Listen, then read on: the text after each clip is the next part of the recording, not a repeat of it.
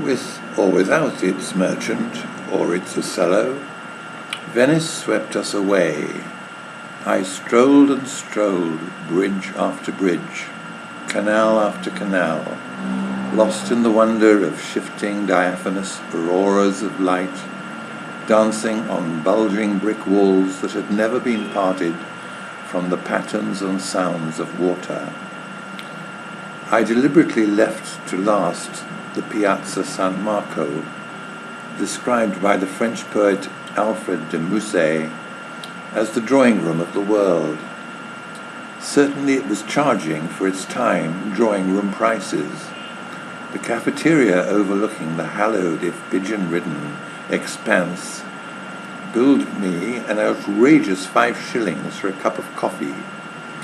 Since I had budgeted no more than £1 a day, that represented a quarter of my daily allowance.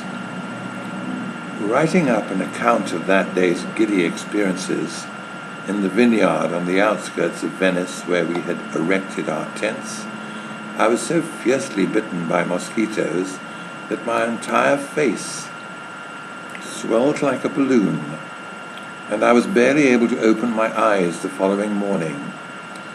My first mosquitoes since leaving India, and were they making up for it? It is the images held by the eye rather than captured by the camera that linger longest.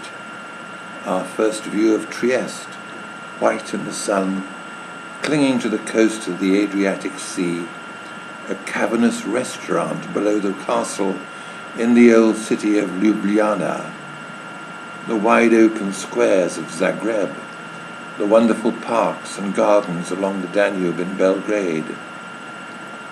And then in a little mountain village near Nice, on the way to the Bulgarian border, something of an entirely different order, when we ran abruptly into a tragicomic episode that brought us face to face with the realities of what it meant to be so far off the beaten track.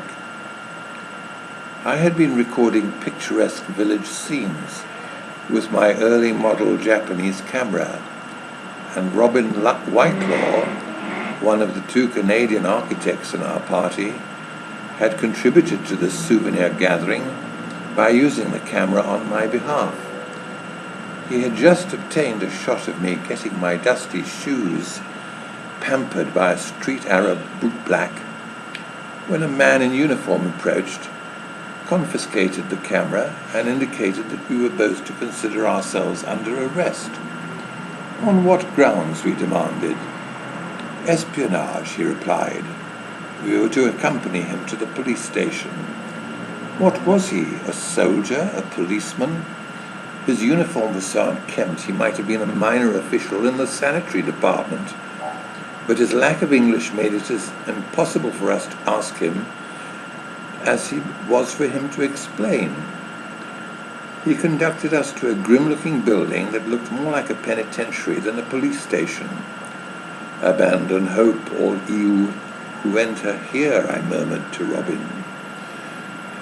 We were kept waiting an interminable length of time before we were conducted into a dark, small, sparsely furnished office where another man, speaking just a little more English, asked us what we had been photographing.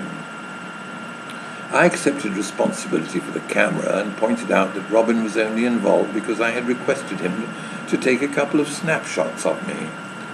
I assured our interrogator that there was nothing in the camera except innocuous scenes of village life, women heading for market, a train of mules going past, that sort of thing. How much of this he understood was impossible to guess. He regarded us in silence for a moment, and then pointed out that if there was indeed anything of importance on the photographic record, military installations, for example, we wouldn't mind having filmed and developed. I asked a tactless question. Was a village so small, so remote, so primitive, capable of developing a film?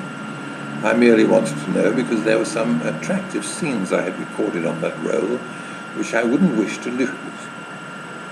This was not a good move, and his scowl made the point immediately obvious. With or without my permission, he had arranged to have the film processed by a local photographic studio.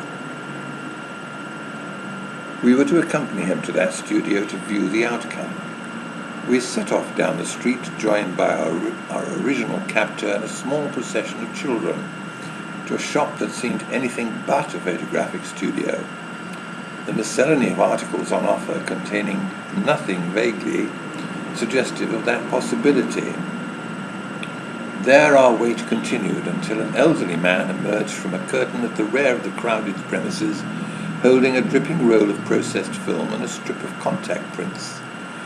The two policemen regarded the latter with some keen intensity and then passed the prints, negatives, and camera to me. They declared themselves satisfied that the photographic evidence bore out my explanation. We were free to leave. "And by the way," said Robin over his shoulder, "do have yourselves a nice day now, you hear?" "Come on, Robin," I murmured, before we find ourselves charged with issuing unwarranted threats. Having a nice day appeared to be the last occupation they were prepared to permit, either on their own or anyone else's behalf. I could only thank God it wasn't colour film in my camera. I didn't want to think what would have happened to that.